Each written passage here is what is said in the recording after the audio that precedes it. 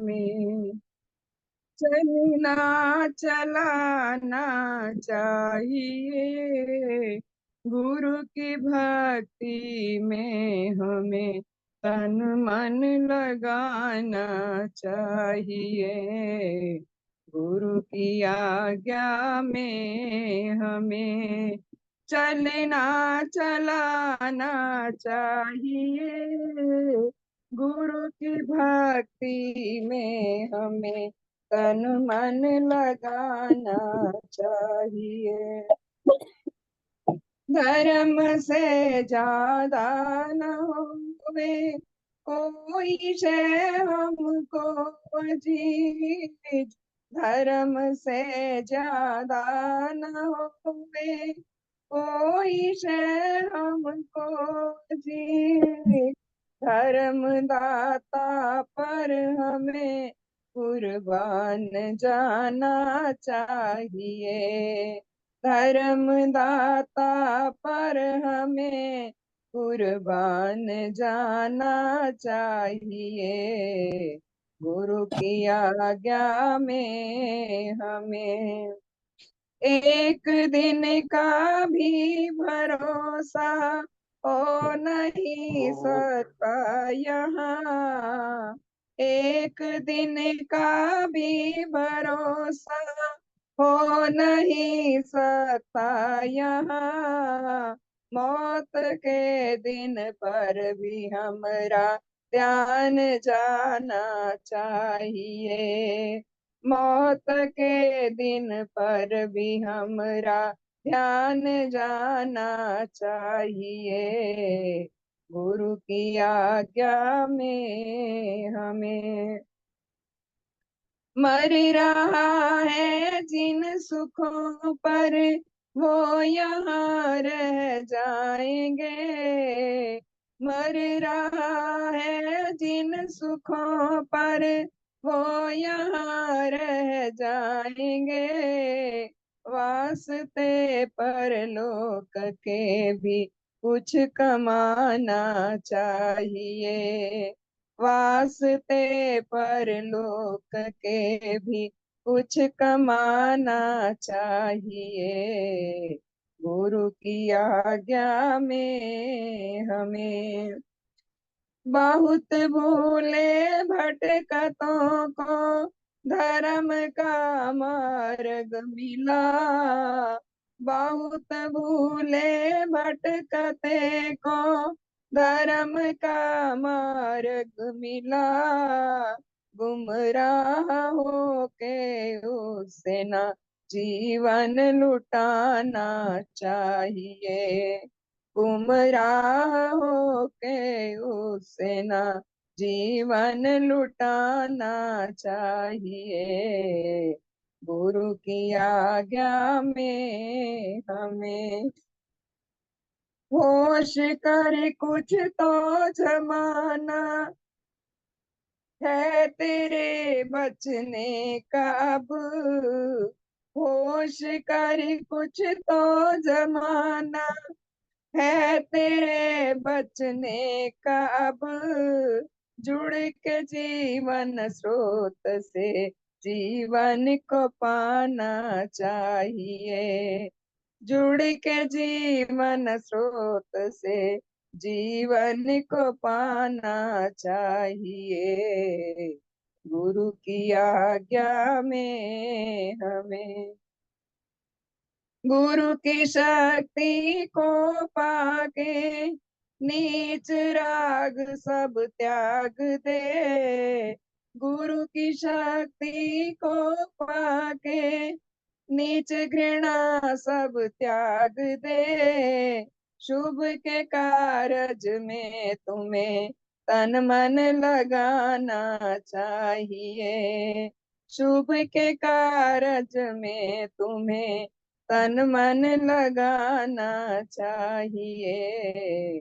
गुरु की आज्ञा में हमें जो गुरु दे सच्ची मुक्ति उच्च जीवन दान दे। जो गुरु दे सच्ची मुक्ति कुछ जीवन दान दे, सबसे बढ़कर उस गुरु से दिल लगाना चाहिए। सबसे बढ़कर उस गुरु से दिल लगाना चाहिए। गुरु की आज्ञा में हमें चलना चलाना चाहिए। गुरु की भक्ति में हमें तन मन लगाना चाहिए। तन मन लगाना चाहिए। तन मन लगाना चाहिए। धन्यवाद जी, सबका शुभ हो। बहुत बहुत धन्यवाद बहन जी। सबका शुभ हो। जैसा कि आज रविवार 7 जुलाई, रविवार के दिन हम सब चिंतन करते हैं जो पिछले 7 दिन हमने सुना। तो सभी का सुनना कैसा चल रहा है? सुनने के साथ चिंतन मनन और विचार, विचारों के माध्यम से उसका मंथन हम सभी का चल रहा होगा। तो पहले आप सबके भाव प्रकाश जान लेते हैं कि पिछले हफ्ते जो समझा हमने और जो कुछ नया पकड़ में आया, वो आप सब शेयर करने वाले हैं। तो पहले कौन मौका ले रहा है? पिछले हफ्ते हमने देवशास्त्र को शुरू कर दिया है, जिसमें पहला खंड शुरू करके जिसके पहले नेचर तत्व को पढ़ना शुरू किया, जिसका पहला अध्याय था नेचर का सत्य, आश्चर्यमय और महा विशाल रूप। और दूसरा अध्याय था नेचर का जड़ और शक्तिमय महान रूप। ये 2 अध्याय हमने पढ़े थे। क्या पकड़ में आ रहा है? कौन बताना चाहेंगे?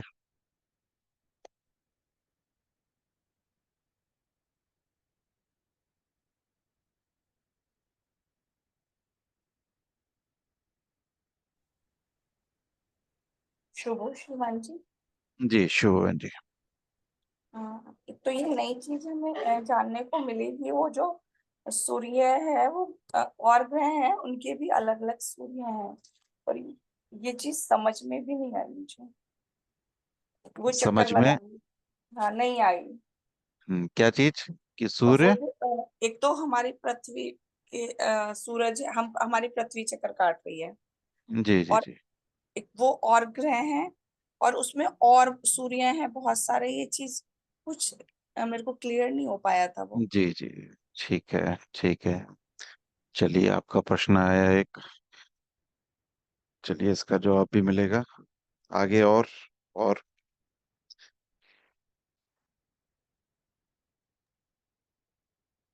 हिमालय में बोलूं? जी जी जी श्रीमान जी। प्रकृति के जो नियम है वो अटल है और विश्वास के जी योग्य जी जी है, और इसमें कुछ भी अटकल पच्चू नहीं है। जी। हर घटना जो है वो किसी नियम के कारण घटती है। उसी नियम को अगर जब बदलेंगे तो तभी इसके परिणाम को हम बदल पाएंगे।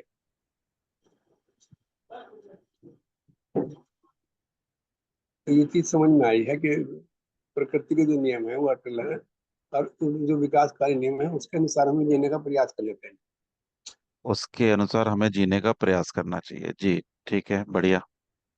जी बढ़िया। तो जो प्रकृति के नियम हैं वो अटल हैं, और उस पे हमें जीने का प्रयास करना चाहिए। ठीक है। और बताएं, और कौन शेयर करने वाले हैं?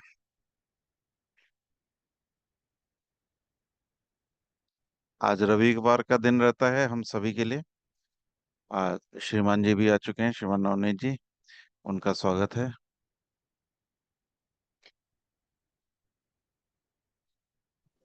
शुभ तो आप, श्रीमान जी। जी शुभ श्रीमान जी। जी श्रीमान जी। श्रीमान जी, ये जो नेचर है, नेचर में जितने ग्रह उपग्रह जी जी। अन्य तारे हैं, हम्म तो जैसे ग्रह में हमारा पृथ्वी आती है, जी तो ये एक पूरा 9 ग्रहों का एक, जिसका सूर्य जो है मेन है, जी तो उसमें सूर्य के चारों तरफ ही एक ग्रह है, कोई निश्चित दूरी है इनकी अलग अलग। वो जी जी जहां तक मेरे दिमाग में है उसका, कि वो जो है, जो ग्रेविटी है एक दूसरे ग्रहों की, जी जी गुरुत्वाकर्षण शक्ति के कारण वो एक दूसरे का चक्कर लगा, क्योंकि ग्रहों के भी फिर उपग्रह हैं।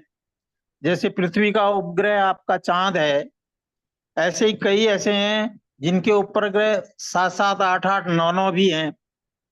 ये सारा डिपेंड है उनके ग्रेविटी पर, गुरुत्वाकर्षण शक्ति पर।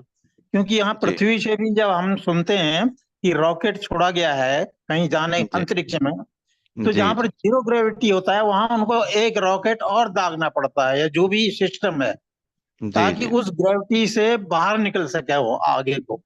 जी जी तो ठीक है। श्रीमान जी, इस तरह से ही समझ में आया है। जी बढ़िया। तो जैसे कि एक होता है ना कि हमारा एक वजन होता है, जैसे मेरा वजन है 90, आप सबका कोई ना कोई वजन है। तो ये वजन पृथ्वी में तो इतना है, चंद्रमा में इतना ही रहेगा कि अलग हो जाएगा?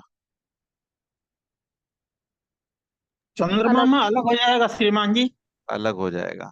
तो वही जहां तक सबका है कि जब गुरुत्वाकर्षण। बीच में जब दिखाते हैं कभी कभी यान जी वगैरह को, तो उसमें कोई वो खुद जो जाते हैं, जो है आदमी, मनुष्य आत्मा या कोई चीज, वो लटक जाते हैं जीरो ग्रेविटी में, जी जी जी।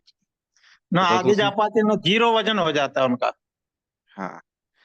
तो वही उसी जगह के हिसाब से वहां का वो नियम अलग काम कर जाता है, तो इसलिए वो वजन चेंज हो जाता है, तो वो नियम है।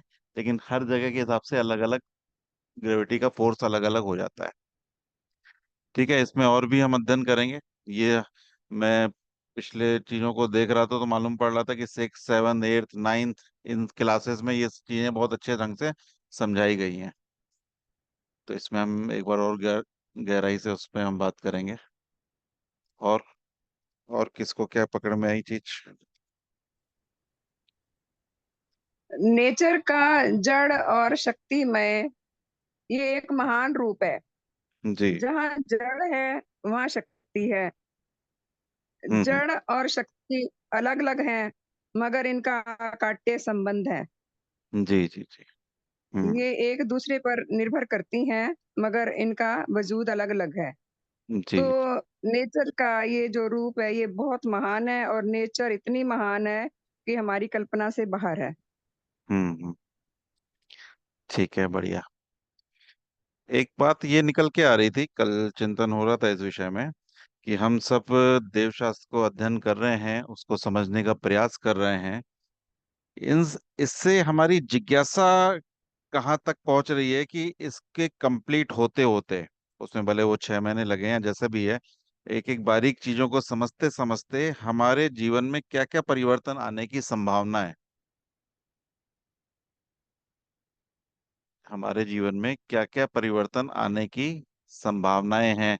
क्योंकि हम भगवान के देवशास्त्र के माध्यम से पूरे जीवन को समझ रहे हैं कि एक मनुष्य कैसे आया और मनुष्य का आत्मा क्या था। इन चीजों को हम जब गहराई से समझेंगे तो क्या क्या चीजें संभावना के रूप में हमारे जीवन में शुरू हो जाएंगी। एक एक पॉइंट बता सकते हैं। जैसे मैं एक शुरुआत करूं तो एक सदा शुभ में रहने की अवस्था आने की संभावना है, कि हम सदा शुभ की अवस्था में रह सकें।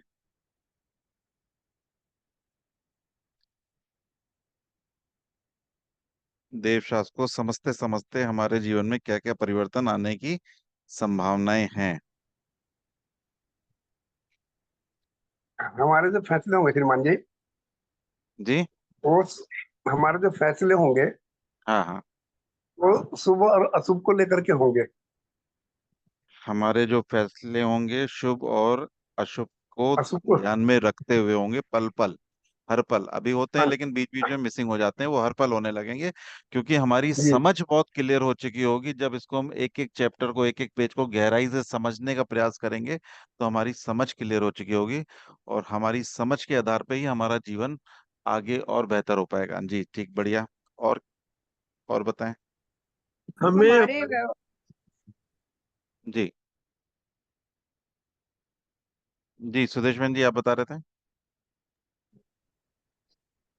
हमारे व्यवहार में सत्य और शुभ का प्रवेश होगा। हम सत्य और शुभ पर आधारित आचरण करेंगे। हमें दूसरों की बदौलत है, इसको जानकर हमारा व्यवहार होगा। जी जी। नेगेटिविटी नहीं होगी, हम हम्म, सकारात्मकता में रहेंगे। और ये सकारात्मकता में रहेंगे। हर ये सकारात्मकता रहेगा। में हम पॉजिटिविटी में कैसे रहेंगे? सकारात्मकता कैसे रहेंगे?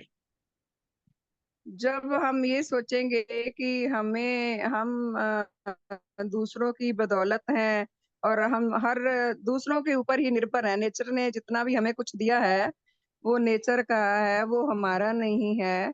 तो उसको ध्यान में रखते हुए जब हम आचरण करेंगे तो हमारा व्यक्तित्व बदलेगा। नहीं, जो मैंने प्रश्न पूछा ना कि आपने बोला कि हम सकारात्मक रहेंगे, तो सकारात्मक का आधार क्या रहेगा? अगर देवशास्त्र समझ जाते हैं तो उसमें सकारात्मकता का आधार क्या रहेगा? मेरे को जो पकड़ में आ रहा है आपके शब्द से कि सकारात्मकता का आधार ये रहेगा कि अगर कोई भी दुख मेरे पास आया है तो मेरे को ये स्पष्ट होगा कि किसी ना किसी नियम का मैंने उल्लंघन किया है या कोई नियम मेरे से अधूरा रह गया है, इसलिए उसमें दोष मेरा मैक्सिमम हो सकता है। इसलिए मैं उस चीजों को, दृष्टिकोण जो मेरा देखने का नजरिया रहेगा वो अपने ऊपर देखने का रहेगा, ना कि सामने के ऊपर। हाँ तो जी। जिससे मैं हाँ उन जी। पॉजिटिव चीजों को पकड़ पाऊंगा, क्योंकि अगर दुख आया है तो उसमें कहीं ना कहीं मेरा रोल रहा, कहीं ना कहीं कोई नियम मेरे से मिस हुआ, मेरे को ऐसा पकड़ में आया। जी। ठीक है, रेणु बहन जी आप भी कुछ बता रहे थे। जी हाँ जी, मैं ये कह रहा था जी श्रीमान जी कि जी हम ये और स्ट्रॉन्गली हमारी हो जाएगी कि हम नेचर का ही एक अंश हैं। ये हालांकि बहुत बार आता है लेकिन फिर हम उसको भूल जाते हैं, और बाकी हमारी जो जितनी पोजेशंस हैं उसकी असारता हमें और क्लियर हो जाएगी कि नेचर जी का है, अल्टीमेटली नेचर में ही जाना है। अगर उस नेचर का अंश है तो उसको बिगाड़ने से या दूसरे अस्तित्वों के लिए अहितकारी होने से हम अपना ही अहित करेंगे और अपनी ही एग्जिस्टेंस को हम विनाश की ओर ले जाएंगे। तो अपनी वो चीज हमें और क्लियर हो जाएगी नेचर का एक अंश होने के नाते, फिर हम उस हिसाब से हमारा जो व्यवहार है उस हिसाब से होगा। जी जी। ठीक है, बढ़िया। हाँ जी। हाँ श्रीमान जी। जी शुभ। हाँ जी, शुभ हो श्रीमान। जी श्रीमान जी। जहां तक समझ में आई है श्रीमान जी, सरल भाषा में बतलाऊं। एक बच्चे की जो आंख बनती है ना, माँ के पेट में बनती है। एक टाइम समय होता है। माँ के पेट में बाहर के आने के बाद वो आंख नहीं बनेगी। एक निश्चित समय होता है अंग बनने का। मुझे ये समझ में आया कि जो फेस पर में हम जी रहे हैं, जो आत्मा के अंग इस फेस में बन जाएंगे, वो सेकंड फेस में जाके नहीं बनेंगे। और ये संभावना है कि इस जीवन को हम जितना भी अंग, आत्मा के अंग बना सके, श्रद्धा, कृतज्ञता आदि आदि जितने भी अंग हैं विस्तार में भी, वो हमारे फेस टू में वही काम आएंगे। जैसे बच्चे की आंख माँ के पेट में बनती है, बाहर ही काम आती है ना, बाहर नहीं बन सकती वो आंख। ऐसे ही फेस वन में हम जितने अंग बना लेंगे अपने आत्मा के, वो सेकंड फेस में हमारे बहुत काम आने वाले हैं। मुझे तो ये समझ गई। जी जी। मतलब जो प्रकृति के विकास क्रम में मनुष्य जीवन आया, और मनुष्य जीवन में जितनी भी आत्माएं अपने विकास को पा रही हैं, और वो उच्चतम संभावना उस आत्मा की मनुष्य के शरीर में ही उपलब्ध है, क्योंकि पशु है, वनस्पति है, इन सब जीवनों से सबसे मुख्य जीवन है मनुष्य का। उसको मानसिक शक्तियां हैं, जिसमें वो इस शिक्षा को समझ सकता है कि उसका और विकास कैसे हो, उसकी मूल ताकत क्या है। मनुष्य, एक तो पशु जो जी रहा है वो तो अपने पशु शरीर को ही लेके जी रहा है। एक मनुष्य है जिसको ये बात समझाई जा सकती है कि जो शरीर है वो मात्र उसका एक साधन के रूप में है, लेकिन उसकी जो आत्मा है मुख्य है, क्योंकि वो एनर्जी है। जो पूरी एनर्जी कल हम पढ़ रहे थे, जो पूरी एनर्जी पढ़ाई गई थी, वही मानव शरीर में आके आत्मा के रूप में विकसित हो रही है और उसकी कितनी संभावना है विकास पाने की, वो आपके शारीरिक जीवन के माध्यम से और बेहतर होती जाएगी। तो वाकई आप सही बोल रहे हैं कि ये संभावना सिर्फ मानव शरीर में ही है, इसीलिए हम इसको और गहराई से जानने का प्रयास कर रहे हैं। जी, अर्पित जी कुछ बोलना चाह रहे थे? सुबह श्रीमान जी, मुझे जी। 3 बातें समझ में आई। पहली, विशाल नेत्र ने भगवान देवताओं को इसलिए आविर्भूत किया है क्योंकि वो अपने विकास विषयक महान कार्यों को आगे बढ़ा सके और उसको उन्नत कर सके। दूसरा, हमारे सूर्य के चारों ओर 8 ग्रह घूमते हैं। ये 8 ग्रह हैं: बुध, शुक्र, पृथ्वी, मंगल, बृहस्पति, शनि, उर्वशी यानी यूरेनस, वरुण यानी नेपच्यून। हमारे सौर मंडल में सूर्य ही एक ऐसा है जिसे तारा कहते हैं। नंबर 3, जो वस्तु भारवान बोध होती है उसे जड़ कहते हैं, और जो जड़ को हरकत में लाती है या हमारे शरीर में हलचल पैदा करती है उसे शक्ति कहते हैं। सबका शुभ हो। बहुत बहुत धन्यवाद श्रीमान जी। अब हम एक पीपीटी देखते हैं जो हमने पहले भी उसको देखा था, तो उसमें कुछ और मैंने प्रयास किए हैं, उसको और थोड़ा सा देखने की प्रयास करते हैं कि कैसे वो हम उस पर समझ पा रहे हैं कि आगे बढ़ पा रहे हैं।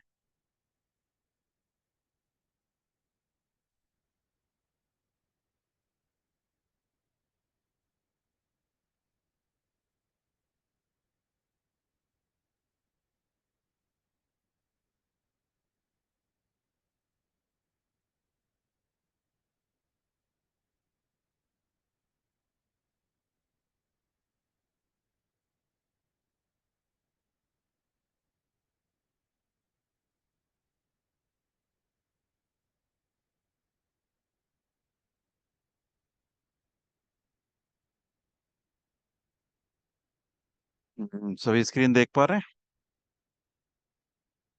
जी श्रीमान जी।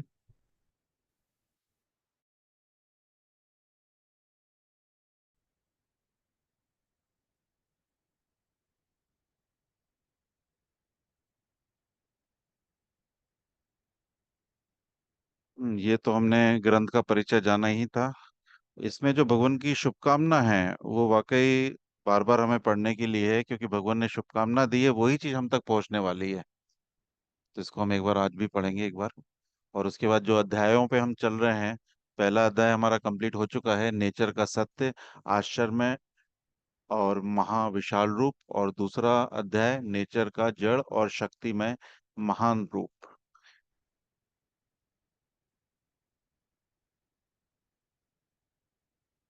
संभावित प्रश्न जो आज हम निकाल रहे हैं, धीरे धीरे हमें सभी को प्रश्नों पे जानना है कि हमारे जो प्रश्न निकल रहे हैं वो हम एक पेपर में नोट करते रहें, कि जो भी कंफ्यूजन है, क्योंकि देखेंगे हम कि जैसे जैसे हम देवशास्त्र को पढ़ते जाएंगे वैसे वैसे हमारे प्रश्नों का जवाब स्वतः ही आता जाएगा। अगर नहीं आता है तो उस चैप्टर के बाद में हम उस प्रश्नों को जरूर पूछेंगे। जैसे कल आपको ध्यान होगा श्रीमान जी जब पढ़ रहे थे उस समय में भी उन्होंने बोला था कि किसी के प्रश्नों का जवाब जो उस अध्याय में था। तो इसलिए हम अपने प्रश्नों को अपनी कॉपी में जरूर लिखें, पीछे पेज में लिखते जाएं, जैसे जैसे हम चैप्टर बढ़ते जाएंगे उसमें वो जवाब मिलता जाएगा। और ये प्रश्न तो विशेष हैं। देवशास्त्र को क्यों जानना है, कब जानना है और कैसे जानना है, तो उसी के प्रयास में हम आगे बढ़ रहे हैं। संपूर्ण देवशास्त्र पठन से लाभ मिलने की क्या क्या संभावनाएं हैं, जो मैंने अभी चर्चा की, जिसमें कई चीजें निकल के आई कि हम एक तो शुभ को समझ जाएंगे और शुभ पे जीने लगेंगे। और प्लस जब हम देखेंगे कि सृष्टि में हम कितने छोटे से हैं, तो उसमें हमारा एक अहंकार खत्म होने का बहुत बड़ा व्यू है कि हमारा अहंकार समाप्त हो सकता है, वो संभावना है। क्योंकि हमारी सबसे बड़ी रुकावट आती है हमारा अहंकार। और हमारी कई मान्यताएं इस पठन में समाप्त होने वाली हैं, क्योंकि मान्यताएं भी हमें रोकती हैं।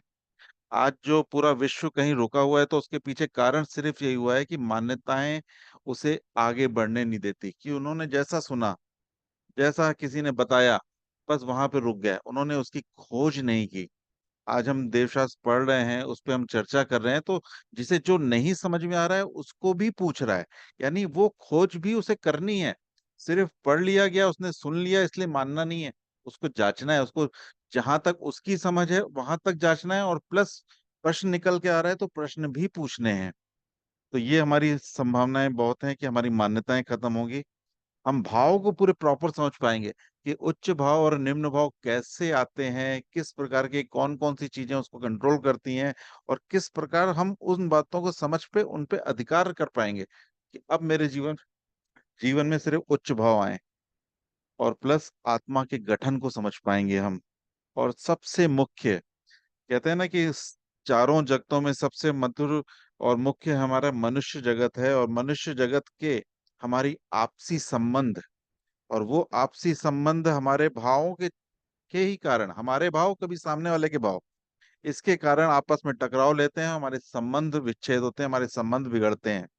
तो हम सबका ही एक मुख्य उद्देश्य होगा कि ये देवशास्त्र होते होते हमारे संबंधों में वो मिठास आनी चालू हो जाए, और हमारे माध्यम से वो शिक्षा हमारे छोटे, हमारे जो भी हमारे परिवार में बाकी सदस्य हैं उन तक वो बात पहुंच जाए। तो ये सारी संभावनाएं हैं, उस पर भी हमें चिंतन करना है। और एक ये निकल के आया था, नेट से मैंने निकाला था, कि जो 9 ग्रह हम देख रहे थे, तो उसमें जैसे अर्थ हम देख रहे हैं 365 डेज, यानी 365 चक्कर लगाता है, 365 दिन में एक चक्कर लगाता है सूरज का, और अपने आप में वो घूम रहा है तो वो एक एक दिन में पूरा घूमता है। यानी अगर किसी की उम्र, जैसे मैं ही बोलूं कि मैं 52 साल का हो गया, तो यानी मैंने इस धरती में बैठ के सूरज के कितने चक्कर लगाए, कितने चक्कर लगाए?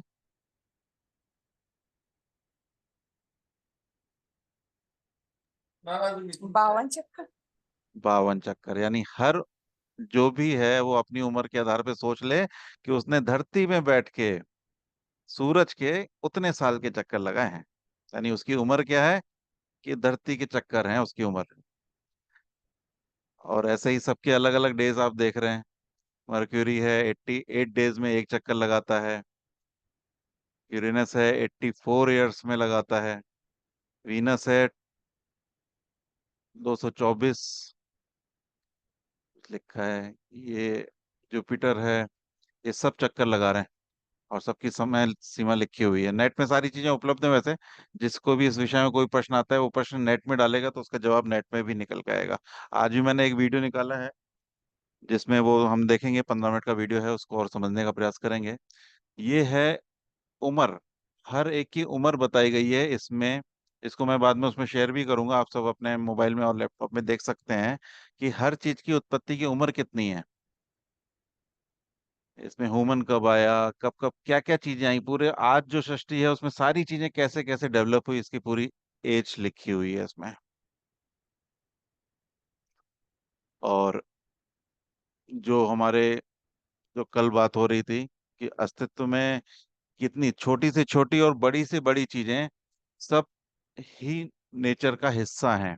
चाहे उसमें वो पृथ्वी को ले लें, चाहे सूरज को ले लें, चाहे हवा को ले लें, और हवा में जो सूक्ष्म धूल के कण हैं उसको ले लें, ये सब कहीं ना कहीं नेचर का हिस्सा है।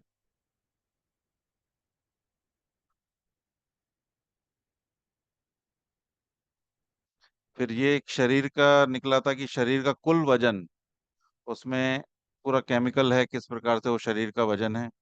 ऑक्सीजन, कार्बन, हाइड्रोजन, नाइट्रोजन, इसका मुख्य 96.2% मेन होता ही है।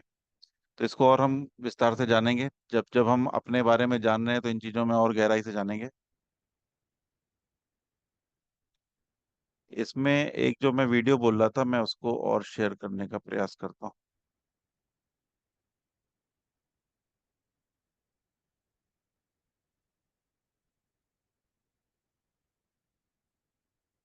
जो कल एनर्जी की बात चल रही थी वो एनर्जी पे ही ये वीडियो है, उसको हम सुनते हैं। 15 मिनट का वीडियो है, उसमें देखते हैं किस प्रकार से उसमें समझाया जा रहा है।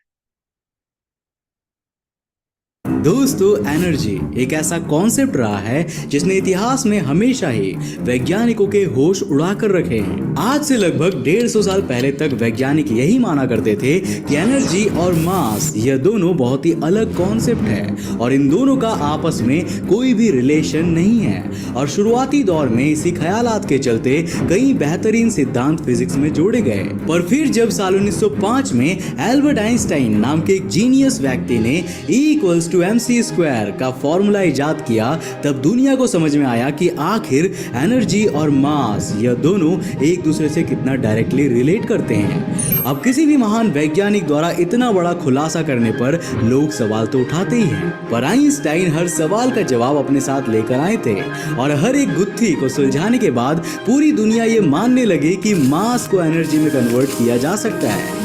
लेकिन इस बात को जानने के बाद हर क्यूरियस दिमाग में यह सवाल आता है कि जिस तरह से ब्रह्मांड में मास को एनर्जी में चेंज किया जा सकता है, क्या उसी प्रकार हम एनर्जी को भी किसी मास वाले मैटर में बदल सकते हैं? अब इस सवाल को लेकर आपकी क्या प्रेडिक्शन है, हमें नीचे कमेंट सेक्शन में अभी बताइए। और अगर प्रेडिक्ट कर चुके हो तो हेलो गाइस, मैं हूं कौशिक और चलिए जानते हैं फिजिक्स यूनिवर्स के one of the most amazing unknown factual experiment के बारे में। दोस्तों, आगे बढ़ने से पहले हमें यह समझना होगा कि आखिर एनर्जी का कॉन्सेप्ट काम करता कैसे है और कैसे कुछ पार्टिकल्स आपस में काम करके एनर्जी प्रोड्यूस करते हैं। यूं तो अगर मैं इस कॉन्सेप्ट को आपको बहुत डीपली समझाने पर आऊं तो फिर आपके लिए ये वीडियो उस बात को समझने के लिए छोटा पड़ जाएगा। इसीलिए चलिए एक छोटा सा रियल वर्ल्ड एग्जाम्पल दे देते हैं और इसे आसानी से आपके भेजे में डाल देते हैं। आमतौर पर जब हमारे ब्रह्मांड में एक पार्टिकल और एक एंटी पार्टिकल एक दूसरे के साथ टकराते हैं तो उन दोनों के कोलिजन से वो आपस में एक दूसरे को न्यूट्रलाइज करके खत्म कर देते हैं या कहें कि एनाहिलेट कर देते हैं। लेकिन उन दोनों के इसी टकराव के बाद एक एनर्जी निकलती है, छोटी मात्रा में ही सही पर निकलती जरूर है। और इसी से ये बात प्रूव होती है कि कैसे मास अपने आप को एनर्जी में कन्वर्ट कर लेता है। इस एग्जांपल में पार्टिकल और एंटी पार्टिकल दोनों के पास अपना अपना मास था और वो दोनों इंडिपेंडेंटली अपने प्रोसेस सस्टेन भी कर रहे थे।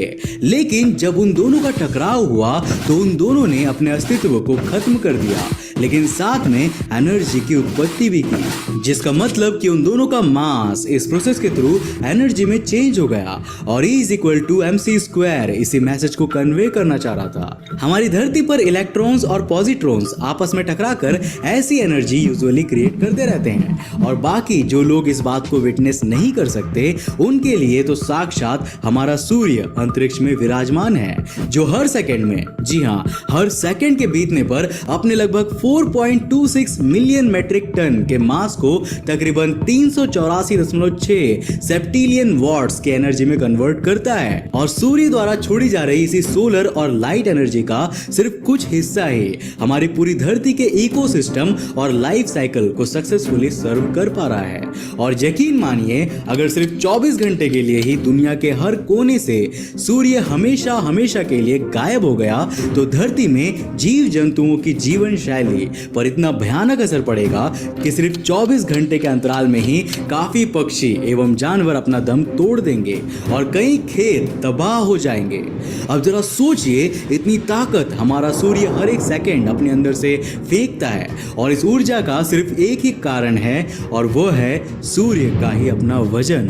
लेकिन जिस प्रकार से हम लोग यह विटनेस करते आए हैं कि मास को एनर्जी में कन्वर्ट किया जा सकता है, तो क्या इसी प्रोसेस को रिवर्स करके हम लोग यह मान सकते हैं कि एनर्जी को भी रिवर्स फंक्शनिंग करके मैटर में कन्वर्ट किया जा सकता है? अब इस बात में दम तो है, पर आखिर इस बात का पता कैसे लगा पाएंगे कि एनर्जी को मास में कन्वर्ट किया जा सकता है या नहीं? ये बात बहुत बड़ी समस्या बन चुकी थी, क्योंकि किसी एनर्जी सोर्स को इस तरह से मैनिपुलेट करके अपने इशारों पर नचाना अभी हम लोगों के बस की बात नहीं है। लेकिन हमारा दिमाग ऐसा है कि हम लोग किसी भी रहस्य को रहस्य रहने नहीं दे सकते और इसी परिकल्पना को हकीकत में बदलने के लिए साल 1946 के आसपास ग्रेगोरी ब्राइट और जॉन आर्कीबाल्ड व्हीलर ने एक ऐसा हाइपोथेटिकल एक्सपेरिमेंट दुनिया के सामने पेश किया जिसके हिसाब से उन्होंने ऐसा प्रूव करने का दावा किया कि अगर उनके इस एक्सपेरिमेंट को रियल वर्ल्ड में किया जाए तो लिटरली एनर्जी से मास क्रिएट किया जा सकता है। और एस्ट्रोफिजिक्स की दुनिया में इस हाइपोथेटिकल एक्सपेरिमेंट को ब्राइट एंड व्हीलर एक्सपेरिमेंट या ब्राइट एंड व्हीलर प्रोसेस के नाम से भी काफी पॉपुलैरिटी मिली। ब्राइट और व्हीलर के हिसाब से अगर हम लोग किन्हीं दो फोटॉन्स को एक दूसरे से कोलैप्स करवाएंगे तो उससे निश्चित तौर पर किसी ना किसी मैटर का जन्म होगा। अब अफसोस कि उन्होंने इस एक्सपेरिमेंट को लेकर रिसर्च तो बहुत करी थी, पर संसाधनों के अभाव के चलते वो कभी भी इसको प्रैक्टिकली पूरा नहीं कर पाए। लेकिन हाल ही में ब्रूकहेवन नेशनल लेबोरेटरी में उनके द्वारा लिखे गए इस एक्सपेरिमेंट को हकीकत में करने की कोशिश की गई है और इससे जो रिजल्ट निकला वो आपके होश उड़ा देगा। अब दोस्तों, वीडियो में आगे बढ़ने से पहले मैं आज आपको एक इंटरेस्टिंग ट्रेडिंग प्लेटफॉर्म बाइनोमो के लेकिन हाँ फ्रेंड्स, ध्यान लेकिन इस एक्सपेरिमेंट को सही सलामत सफलतापूर्वक करने की कंडीशन यह थी कि इन फोटॉन्स को किसी गामा रे लेजर की मदद से एक दूसरे पे शूट किया जाए। यहाँ पर गामा रे लेजर को इतना स्पेसिफिकली इसलिए कहा गया है क्योंकि गामा रे लेजर से शूट किए जाने पर फोटॉन्स की एनर्जी कई गुना बढ़ जाती है और उनकी इलेक्ट्रोमैग्नेटिक फील्ड पर भी इसका काफी असर पड़ता है, जिसकी वजह से उनकी एनर्जी इंक्रीज हो जाती है और इस एक्सपेरिमेंट के सक्सेसफुल होने के चांसेस बढ़ जाते हैं। लेकिन तब के जमाने की क्या ही बात की जाए, बल्कि आज भी वैज्ञानिकों द्वारा किसी गामा रे लेजर को बनाया जाना असंभव है और आगे आने वाले कुछ वक्त में तो इस आविष्कार के आसार भी नजर नहीं आ रहे हैं। अब इस मुसीबत की वजह से सबके चेहरे पर हल्की फुल्की निराशा तो आ ही गई थी, पर वैज्ञानिकों के लिए किसी चुनौती को ठुकरा देना उनकी सबसे बड़ी बेइज्जती होती है और इसीलिए उन दोनों एस्ट्रोफिजिसिस्ट ने गामा रे लेजर से शूट किए जाने वाले फोटॉन्स का भी एक अल्टरनेटिव सुझाव दिया था। उन दोनों ने यह सुझाव दिया था कि अगर हम लोग बहुत ही भारी और एनर्जाइज्ड आयंस को एक दूसरे की तरफ एक्सेलरेट करवाएंगे तो शायद उनकी एनर्जी किसी वर्चुअल फोटोन की तरह एक्ट कर सकती है और ऐसे सिचुएशन में उन दोनों के नियर कोलिजन से किसी मैटर के बन पाने के काफी चांसेस है। ब्रूकहेवन नेशनल लेबोरेटरी के शोधकर्ताओं ने इस डिटेल पर गौर किया और आयंस की मदद से ही आगे के एक्सपेरिमेंट को अंजाम देने का फैसला किया। उन्होंने एक लूप में कई आयंस को एक दूसरे से नियर मिस एंगल पर शूट किया और उन सब को कुछ इस तरह से एक्सेलरेट किया कि उन सभी की स्पीड लाइट की स्पीड से काफी हद तक मेल खा रही थी, जिसकी वजह से उन आयंस के चारों ओर मैग्नेटिक फील्ड भी बन गई थी। वैज्ञानिकों का ऐसा मानना था कि उस मैग्नेटिक फील्ड के एरिया में सब कुछ वैसा ही हो रहा था जैसे वहां पर कोई वर्चुअल फोटोन रख दिया गया हो और इन फोटोन्स को वर्चुअल इसीलिए कहा गया क्योंकि असली लाइट पार्टिकल फोटोन्स का कोई मास नहीं होता, पर उन वर्चुअल फोटोन्स का मास था और इसी वजह से सारा डिफरेंस क्रिएट हो गया। हालांकि काफी टेस्टिंग करने पर वो बिल्कुल एक एक्चुअल फोटोन की तरह ही एक्ट कर रहे थे, जिससे वैज्ञानिकों को यह निश्चिंतता हो गई कि इस एक्सपेरिमेंट को अंजाम देने के लिए वो वर्चुअल फोटॉन्स पूरी तरह से रेडी थे। और अब आते हैं फाइनल एक्सपेरिमेंट पर। जब नियरली लाइट की स्पीड वाले उन आयंस की मैग्नेटिक फील्ड एक दूसरे के पास से गुजर रही थी तो एक्चुअल में ऐसा लग रहा था जैसे एक इलेक्ट्रॉन और पॉजिट्रॉन का पेयर बन रहा हो, जिसका मतलब कि इन वर्चुअल फोटॉन्स की मदद से ब्राइट और व्हीलर की थियरी दशकों बाद सही निकली और फाइनली यह निष्कर्ष निकाला गया कि आइंस्टाइन की मास को एनर्जी में कन्वर्ट करने वाली थियरी अगर रिवर्स कर दी जाए तो वास्तविकता में किसी एनर्जी को भी मास में बदला जा सकता है। जिन्होंने इस एक्सपेरिमेंट को सामने से देखा उन्होंने इस बात का दावा किया कि इस एक्सपेरिमेंट के दौरान लगभग 6000 इलेक्ट्रॉन और पॉजिट्रॉन के पेयर ऑब्जर्व किए गए और इस डिटेल को विज्ञान के इतिहास में एक माइलस्टोन के रूप में देखा गया। लेकिन भले ही यह एक्सपेरिमेंट सफल क्यों ना हो गया हो, पर इस सच्चाई को कोई नहीं बदल सकता कि वो सभी वर्चुअल पार्टिकल्स थे और वो सब एक्चुअल फोटॉन्स नहीं थे और हमें एक्चुअल फोटॉन से इस पहेली का जवाब जानने के लिए उस समय तक रुकना होगा जब तक इंसानियत किसी गामा रे लेजर को नहीं इन्वेंट कर देती। लेकिन आज की गति और आविष्कारों को देखते हुए मानव जाति जिन जिन समस्याओं का सामना कर रही है उसे देखकर ऐसा लगता है जैसे कोई भी गामा रे लेजर कुछ 100 सालों के अंतराल से पहले तो शायद ही बन पाएगा। लेकिन इस बात से सच्चाई को कोई भी नकार नहीं सकता कि वैज्ञानिक हमें हैरान कर चमत्कार की सौगात देने का कोई भी मौका नहीं छोड़ते।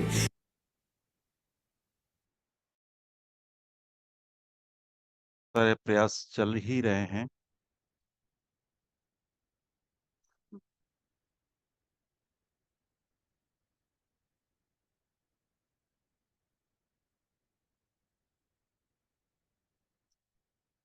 कि पिछले दिनों में हमने जो पढ़ा था इसको एक बार देखते हैं हाईलाइट लगा के। श्रद्धा है।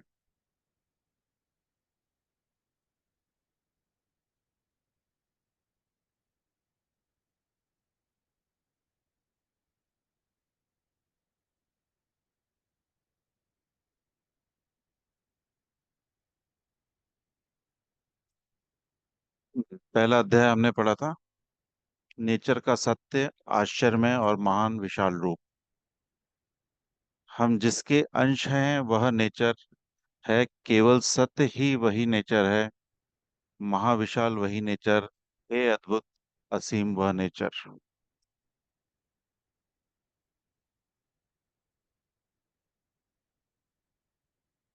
जिन्हें हम सत्य मानते हैं और जानते हैं वह नेचर के ही छोटे छोटे अंश, यह सब लाखों छोटे और बड़े जीवित और अजीवित अस्तित्व उसी प्रकार से नेचर के विशाल रूप के विविध अंश हैं। जिस प्रकार हमारे हाथ पांव, नाक, कान, हमारी हड्डियां, हमारे खाल और हमारे बाल आदि हमारे शरीर के नाना अंश।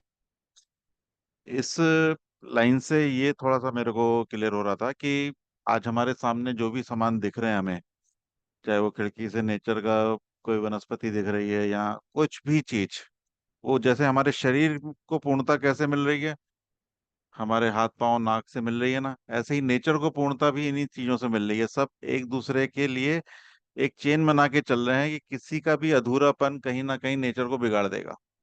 तो वो कंप्लीटनेस जैसे हम अपने शरीर के लिए देखते हैं ना कि मेरा हाथ पैर सब सही चल रहा है क्या, तो नेचर कैसे देखेगी?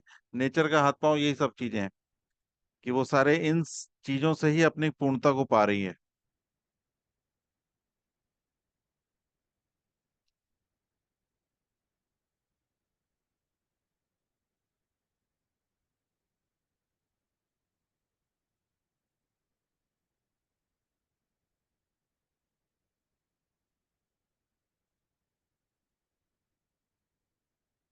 अगर तुम सोचो कि जिस नेचर व प्रकृति के विशाल रूप में यह सब अंग व अंश हैं, उस नेचर की महिमा कितनी महान है, कैसे अगम्य और कैसी अपार और कैसी अवर्णनीय है। यानी नेचर को तो अभी जितना जान पाए हैं वो बहुत ही छोटा सा रूप है, कितनी विशाल है वो, कितना मतलब साइंस भी आप देखोगे कि खोज करी जा रही है कि ये चीजें हो कैसे रही हैं, ये कैसे चीजें बन रही हैं, कैसे चल रही हैं, क्या चीजें हो रही हैं।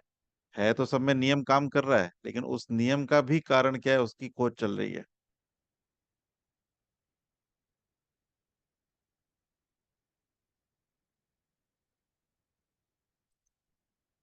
दूसरा अध्याय हमने लिया था नेचर का जड़ और शक्तिमय महान रूप।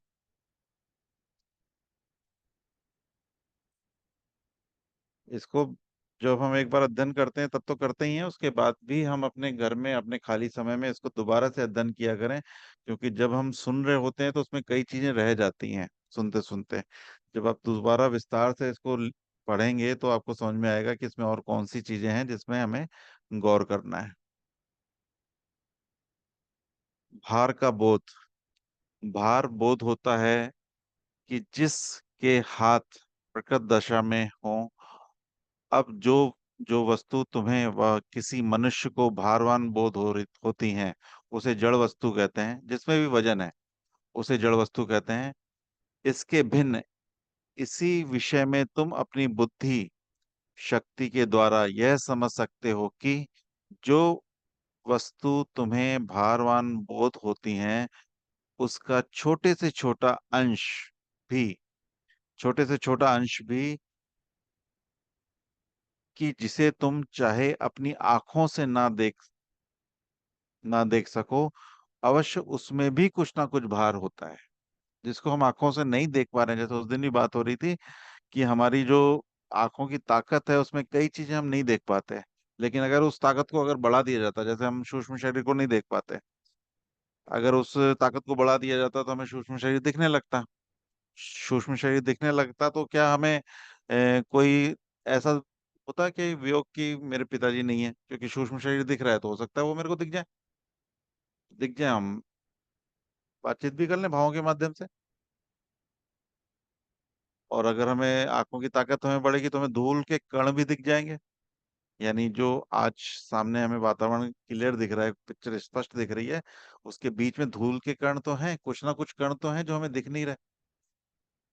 अगर वो दिखते होते तो हमें स्वाभाविक रूप से धुंधला दिखता। जैसे आंधी कभी चलती है तो हमें धुंधला दिखता है। तो ऐसे बहुत सारे कण चल रहे हैं जिसमें वजन है, लेकिन हम उसको देख नहीं पाते हैं।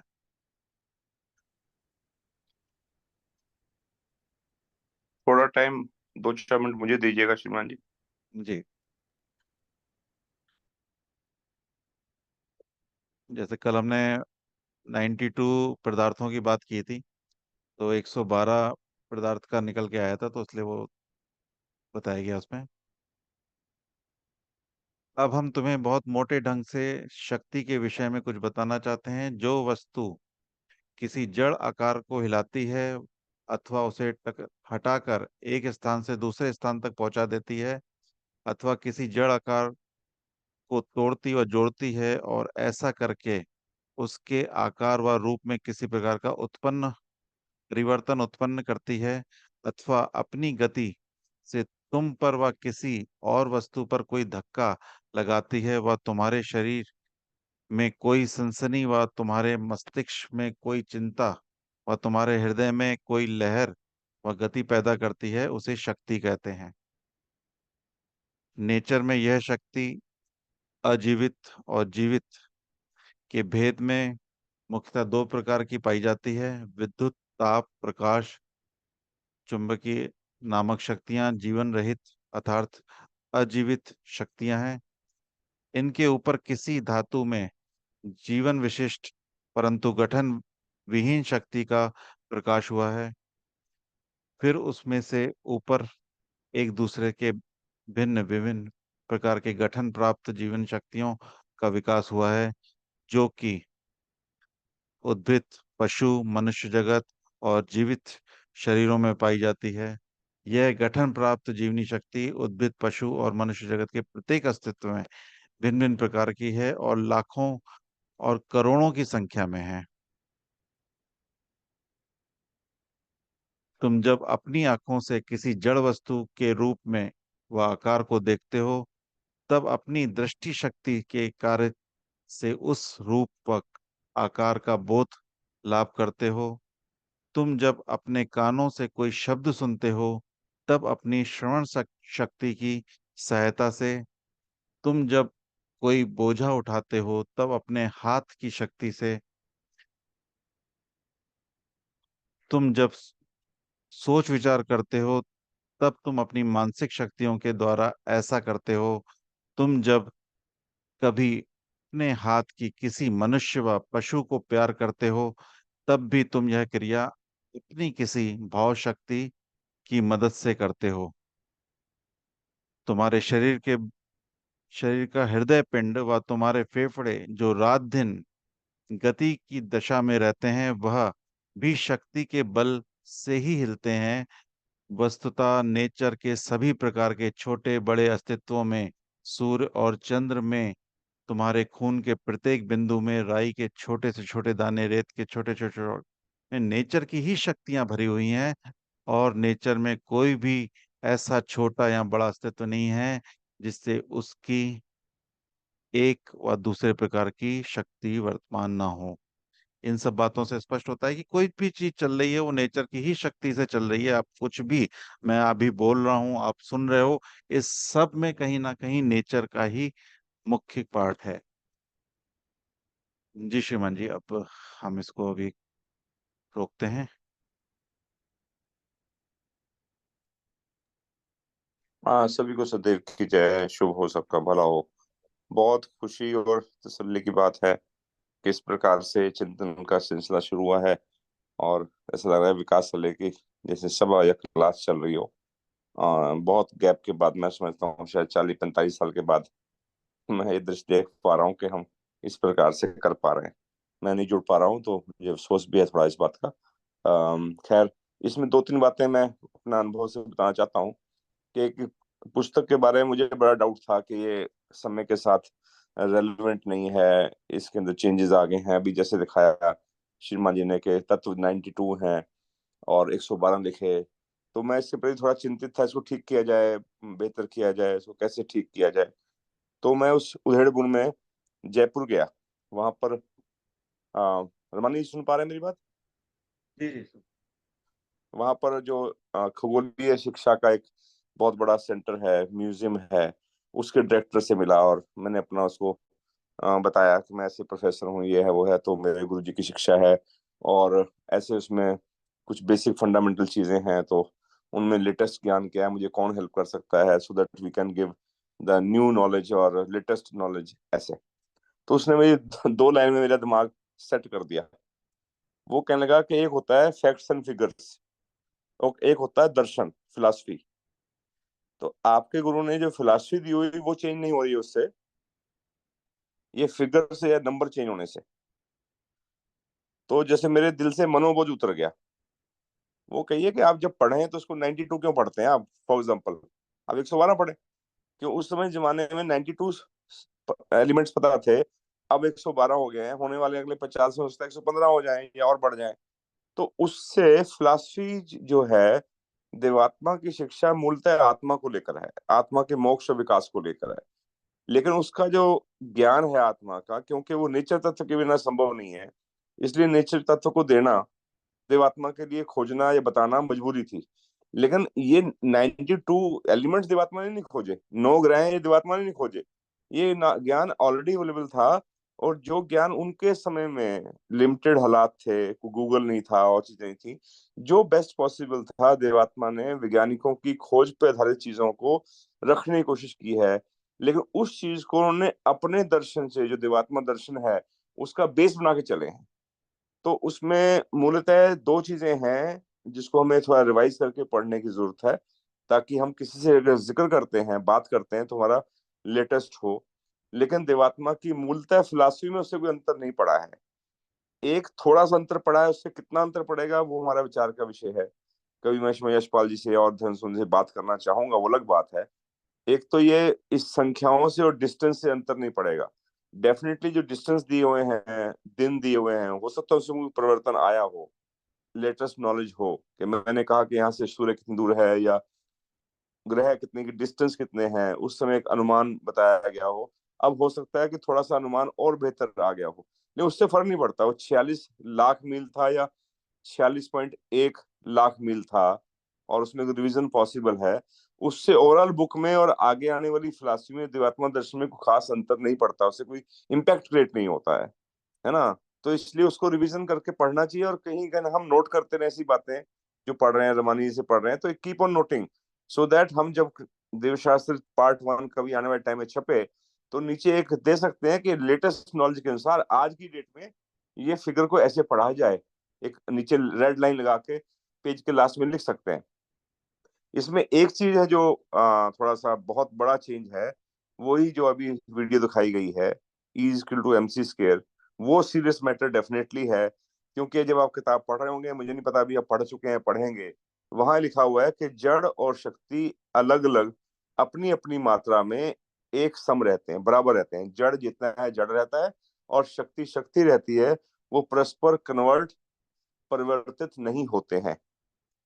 ये जबकि आइंस्टाइन की फिलॉसफी आ चुकी थी, लेकिन उस समय इतना कम्युनिकेशन नहीं होता था, मैं समझता हूँ। 1905 में आइंस्टाइन ने दिया, तो भगवान के टाइम में वो आपस में शायद वो बात नहीं पहुंच पाई जिसको इम्प्लीमेंट कर पाते। तो इसलिए शिक्षा में यही लिखा हुआ है देवशास्त्र पार्ट 1 में कि जड़ और शक्ति परस्पर परिवर्तित नहीं होते हैं, जड़ से शक्ति या शक्ति से जड़ नहीं होता है। अभी भी लोग लगे हुए हैं ना, बता रहे हैं ना, अभी खोज हो रही है इस विषय में कि शक्ति से कैसे जड़ बन सकता है। जड़ से शक्ति बनानी शुरू कर दी, एटम बम बना उसी से है, लेकिन रिवर्स कैसे होगा इसका भी प्रोसेस चालू है। तो ये चीज काफी इफेक्टिव है, और ये हमारी फिलॉसफी पे कितना असर डालती है, ये थोड़ा विचार का विषय है। तो जब पढ़ेंगे तो इसको पढ़ने में ठीक कर दिया जाए, या खुद पढ़ें या जो भी सेवा करता हो उस चीज का जरूर ख्याल रखें। इसके अलावा मुझे कोई बुक में कहीं कोई डाउट या कोई वो नहीं मिलता। And I am so grateful to my भगवान, he has given universal teaching, उन्हें सार्वभौमिक शिक्षा दी है। और अगर नेचर तत्व क्लियर हो जाए विश्व के अंदर, तो जितनी लड़ाई, जितनी अशांति धर्मों की इतनी सिर पटोल हो रही है ना, ये रुक सकती है कि एक सॉलिड यूनिवर्सल आधार पूरे विश्व को मिल सकता है। अभी अब होगा या 500 साल बाद होगा, कभी होगा कब नहीं होगा, I can't say. Time nature के गर्भ में है, लेकिन ये अगर ये चीज आ जाए तो बहुत बड़ा दुनिया के अंदर परिवर्तन क्रिएट हो सकता है। क्योंकि सत्ता कहाँ है, चलाने वाला कौन है, शक्ति कौन सी है, राम कौन है, रहीम कौन है, इसी को लेकर सारा झगड़ा है पूरी मानवता का। लाखों करोड़ों इंसान इसके बलि भेंट हो चुके हैं, जबकि जिस चीज को लेकर दुनिया लड़ रही है उसका अस्तित्व नहीं है। अस्तित्व तो नेचर का है, नेचर के नियम लागू हैं। ये बात काश दुनिया को समझ में आ सके और जितनी बड़ी हानि हुई है अब तक और अभी भी होने की संभावना बनी हुई है वो रुक सके। ऐसी मंगल कामना हमारी अवश्य रहनी चाहिए कि दुनिया पहले हम समझ पाए, ये बहुत जरूरी है कि नेचर तत्व क्या है, और फिर धीरे धीरे औरों के लिए मंगल कामना करें, धर्मसंबंधियों के लिए, कि पूरे मिशन में ये मैसेज जाए, हर व्यक्ति इस चीज को खुद समझ सके पहले और उसके अनुसार जी सके। तो फिर दूसरा व्यक्ति मजबूर हो जाए पूछने के लिए कि आप ऐसा कैसे जी पाते हैं, तो हम कह सकते हैं कि हम नेचर तत्व को मानते हैं और नेचर तत्व से हम गाइड होते हैं। तो वो फिर क्यूरियोसिटी होगी ये क्या चीज है, तो आजा भाई पढ़ ले, तू भी समझ ले। तो बहुत बहुत साधुवाद, बहुत धन्यवाद। मैं समझता हूँ जो मैं बात कहना चाह रहा था वो स्पष्ट हुई होगी। शुभ हो आप सबका। जी श्रीमान जी, हाँ जी, बहुत बहुत धन्यवाद। हाँ जी, जैसे अभी बात चल रही थी ना, ये 112 भी नहीं 118 है। सेकंडली 118 भी अभी इररिलेवेंट है, क्योंकि जो एलिमेंट्स हैं एक दूसरे में कन्वर्टिबल हैं। क्योंकि जितने एलिमेंट्स हैं वो सेंटर में न्यूक्लियस होता है, उसमें प्रोटॉन और न्यूट्रॉन है, इलेक्ट्रॉन्स हैं। इलेक्ट्रॉन्स की फर्दर स्प्लिटिंग अभी नहीं हुई है, मतलब एलिमेंट्री गिनते हैं, लेकिन प्रोटॉन्स और न्यूट्रॉन जो है उसको आगे सब एलिमेंट्स उसके बहुत सारे हो गए हैं, क्वार्क्स हो गए हैं, क्वार्क्स के आगे फर्दर स्प्लिटिंग हो गया है। तो ये सब जो एलिमेंट्स हैं ये भी आपस में, क्योंकि बेसिकली कितने प्रोटॉन है, कितने इलेक्ट्रॉन है, कितने न्यूट्रॉन है, उससे एक एलिमेंट बनता है। तो वो दूसरों के एक दूसरे की फ्यूजन से या स्प्लिटिंग से नए नए एलिमेंट्स सिंथेसाइज होके भी नए एलिमेंट्स बना सकते हैं, या बहुत सारे नए एलिमेंट सिंथेसाइज्ड एलिमेंट्स भी हैं। एक तो ओरिजिनली एग्जिस्टिंग नेचर में फॉर्म में है, जो ये 92 थे, फिर 112 थे, अभी 118 तो ऑलरेडी आ रहा है। तो ऐसे और सिंथेसाइज्ड एलिमेंट्स भी जो है वो बन सकते बस हैं। शिवा जी वही मेरा निवेदन यही था कि इस नंबर से देवात्मा की मूल शिक्षा पर जो वो कहना चाहते हैं कि जो इंटेंशन है उस पर कोई प्रभाव नहीं पड़ता, यही मेरी सबमिशन थी। हाँ बिल्कुल बिल्कुल, वही चीज है कि वो बेसिक फिलॉसफी क्योंकि सही मुझे मुझे मैं अपनी गिल्ट बता रहा हूँ कि मुझे ये डाउट बहुत सालों तक खाता रहा कि मैं किससे बात करूं, क्या करूं। तो अल्टीमेटली जब मुझे जयपुर जाने का मौका मिला और मुझे मौका मिला तो मैं डायरेक्टर के रूम में गया और बड़े भाव भीना होकर बड़ा रिक्वेस्टिंग मोड में कहा कि I want to improve my guru's teaching and book. उसने कहा there no need to improve, it is already good. उसने मुझे डाउट क्लियर किया, किसी धर्मसंबंधी ने नहीं किया मैं डाउट क्लियर, या मैंने पूछा नहीं किसी से, है ना। मुझे लगा ही नहीं कोई इस काबिल कि मैं किससे बात करूं। तो मैंने कभी कोई अथॉरिटी के टाइम से बात करूं, तो उसने कहा इससे आपको क्या पड़ता है कि कितना डिस्टेंस है और क्या है, लिख दीजिए लेटेस्ट नॉलेज के अनुसार पढ़ लीजिए इसको। तो I am thankful to the person who cleared my doubt. इन फिगर्स की कोई इंपॉर्टेंस नहीं है देखा जाए। नहीं सीमा जी, मुझे लग रही थी ना, अब यही तो इंसानी कमजोरी है, हम कहीं अटक जाते हैं, मनुष्य का स्वभाव है अटकने का। तो मैं अपनी अटकन बता रहा हूँ ना, कि मुझे लगता था कि बुक ये है रिवाइज हो, अच्छे से आए और ये चीजें ठीक हो, है ना। तो ये जो चीज है ये तो होगी शायद इक्वल टू एमसी के, वही बात तो ठीक की भी गई है। मुझे पता है कि अभी देवशास्त्र जो नया छपा है, गिरप शाह जी ने उसको स्टार लगा के ठीक कर भी दिया है, जो मैंने एक लेटेस्ट पढ़ा है, समाज नहीं छपा है बल्कि वो। लेकिन पुराने देवशास्त्र भी चल रहे हैं जिसमें वो चीज मेंशन नहीं है, जो एनर्जी और मास का कन्वर्जन वाली बात जो है, श्रीमान जड़ दिव्य शक्ति का। प्रसाद जी ने नीचे एक एस्टेरिक मार्क नीचे इनके फुटनोट दिया है उसमें। हाँ जी दिया है, मुझे पता है, मुझे मालूम है। लेकिन जिन जी बुक जो हमारे पास बुक्स हैं, हो सकता है उसमें ना हो ये किसी बुक में, तो उसका पढ़ते हुए या समझाते हुए पता चला हम पुरानी बात ही समझाई जाए एक दूसरे को, वो उस थोड़ा ख्याल रखा जाए। मैं थोड़ा उसका इशारा किया आपको। जी जी, बहुत बहुत धन्यवाद श्रीमान जी। मैंने जब शुरू में देवशास्त्र पहला खंड पढ़ा था तो मुझे कुछ ज्यादा अच्छा नहीं लगा था। मुझे क्या लगा ये तो बच्चों जैसी बातें हैं, ये सौरमंडल तो बच्चों को क्लासेस में स्कूल में पढ़ाते हैं। और बाद में जब धीरे धीरे पढ़ता गया तो धीरे धीरे जाके बात स्पष्ट होने लगी। और कई बार पढ़ के लगभग 40 साल पहले मैंने सुना था, जब ये श्रद्धेय काका जी ने शायद अपनी एक भाषण में कहा था कि एनर्जी और जो मेट्रोलॉजी आपस में कन्वर्टिबल है। तो तभी से मुझे भी बहुत झटका लगा था। मैंने कहा अगर ये ऐसा है तो फिर भगवान की शिक्षा तो सारी धड़ाम से नीचे गिर जाती है। लेकिन धीरे धीरे और उसके अंदर स्पष्टीकरण आता गया तो मेरा भी मन शांत होता गया, क्लियर होता गया अब मेरी अर्जी ये है कि देव शास्त्र में पुरानी कोई भी पुस्तक ले लो, उसमें और आज के जो रेलेवेंट टाइम का जो ज्ञान था वो उससे आज का ज्ञान ज्यादा बड़ा हुआ है। हम सिर्फ भगवान देवात्मा की जो मूल भावना है अपनी शिक्षा को हमें समझाने की, हम उसको पकड़ें ज्यादा। बिल्कुल ठीक कहा आपने, जो स्पष्टीकरण दिया वहां से राजस्थान से लेके बहुत सुंदर है। वो कहते हैं ना, वो गालिब का शेर है, दिल बहलाने के लिए गालिब ख्याल अच्छा है। और ये तो बहुत ही फ्रूटफुल है ये, कि हम एक ऐसी बात को लेकर ना अटके निरर्थक बहस करते रह जाए, कि कोई हमें ऐसा मिल जाए जो सिर खाता रहे।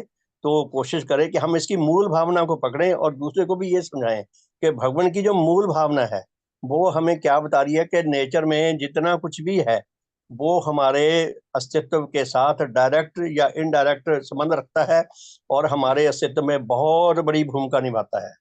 तो बहुत बहुत धन्यवाद, मुझे ऐसा लगा। शुभ हो। श्रीमान जी, इसमें एक और बात भी है, भगवान के चारों सराउंडिंग में जो लोग उस जमाने में थे, पूरे विश्व में ही एजुकेशन का बड़ा अभाव था। बहुत कम लोग पढ़े लिखे होंगे, सतीश देव सिंह जी जैसे जो एजुकेटेड थे, और गूगल और ये ज्ञान आपस में शेयरिंग नहीं थी। तो उसमें आम व्यक्ति के लिए जो भैंस की पूंछी में लौटता हुआ आया ग्रामीण व्यक्ति है, किसान व्यक्ति है, जो मोटी हिंदी पढ़ना जानता है लेकिन साइंस का पढ़ा हुआ नहीं है, इतनी साइंस नहीं होती थी उस जमाने में, तो उस समय भगवान की मजबूरी रही होगी कि उन्होंने इतनी सरलता से बात रखने की कोशिश की कि एक अनपढ़ से अनपढ़ साधारण व्यक्ति भी बात को समझ सके और समझा सके। तो आई एम जी सो जी ग्रेटफुल कि he has gone to that level. वो उस स्तर तक, मैं नहीं समझता भगवान का खुद का स्तर ये रहा होगा भाषा का। वो मजबूरी में हालात के चारों तरफ देख के, ताकि उन्होंने टच करने की कोशिश की उस भाषा को, जिस भाषा को कोई अनपढ़ से अनपढ़ व्यक्ति जो दूसरी जमात पढ़ा हो, बस हिंदी मोटी पढ़ने जानता हो, वो पकड़ सके। इसलिए जी अथवा जी अथवा करके बार बार करके या करके वो क्लियर करना चाहते हैं कि ये नहीं पकड़ेगा तो ये पकड़ेगा, ये नहीं पकड़ेगा ये पकड़ेगा। तो अब भगवान की जो शुभ राग था, ये सतुल राग के की कहानी नहीं है, ये शुभ राग की कहानी है। जो भाषा जी का जी ज्ञान देवात्मा ने दिया है जिस स्तर पर जाकर, ये मेरा मेरे देखो, मेरी हर आदमी अपनी समझ से चलता है। मेरी समझ ये है कि सत्व राग तो है ही देवात्मा का बोलता है, इसमें सच्चाई के प्रति प्रेम बोलता है, लेकिन उससे अधिक भाषा को अगर आप देखें, उसकी सरलता को देखें, तो उसमें उनका शुभ राग बोलता है कि यदा शुभ रोग और कहे तो सके। जी हाँ, जी जी शुभ आप, थैंक यू। बहुत बहुत सरल भाषा में भगवान ने बहुत सिंपल शब्दों में हमें गूढ़ से गूढ़ बात समझाने की कोशिश की है। वो जैसे भजन में आता है ना, धन्य है देव गुरु भगवान, उसमें एक शब्द आता है काढ़ा। काढ़ा जो है उन्होंने ये निकाला, यानी कि पंजाबी के शब्द को काढ़ा शब्द बना के कविता के रूप में भी उसका वजन कंप्लीट किया और उसका मीनिंग भी हमें समझा दिया कि काढ़ा का क्या मतलब है। उसी तरह भगवान ने सिंपल से सिंपल भाषा लेकर हमें गूढ़ से गूढ़ तत्वों को बहुत ही कृपा करके हमें ये समझाने की कृपा की है। बहुत ही, जितनी सराहना की जाए, जितना धन्यवाद किया जाए भगवान का, उतना ही कम है। बहुत बहुत धन्यवाद। धन्यवाद शिवान जी, सभी के सहयोग के लिए बहुत बहुत धन्यवाद। ऐसे ही बातों से बातें स्पष्ट होती हैं। और जहां तक मेरे को समझ में आ रहा है, जो 118 प्रकार के पदार्थ बताए ना, तो उसमें मतलब जो भी मेरे सामने सामान दिख रहा है और नहीं भी दिख रहा है, तो उसमें उन बातों का समावेश है, ऐसा है श्रीमान यशपाल जी? जी श्रीमान जी।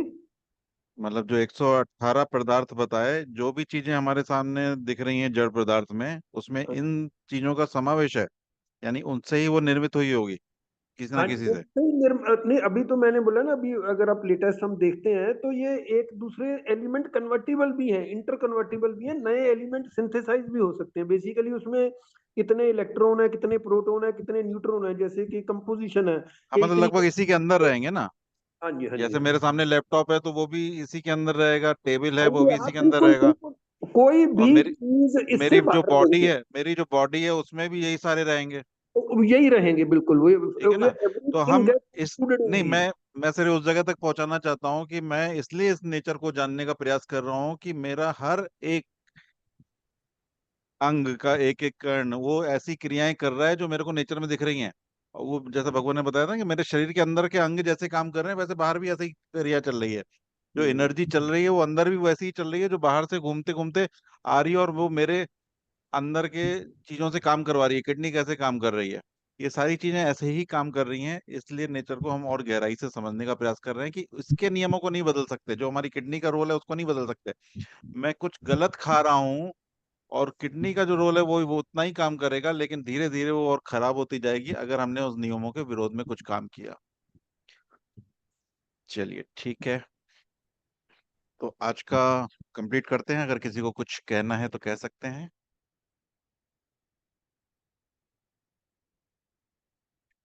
चलें, आज का पूर्ण करते हैं फिर।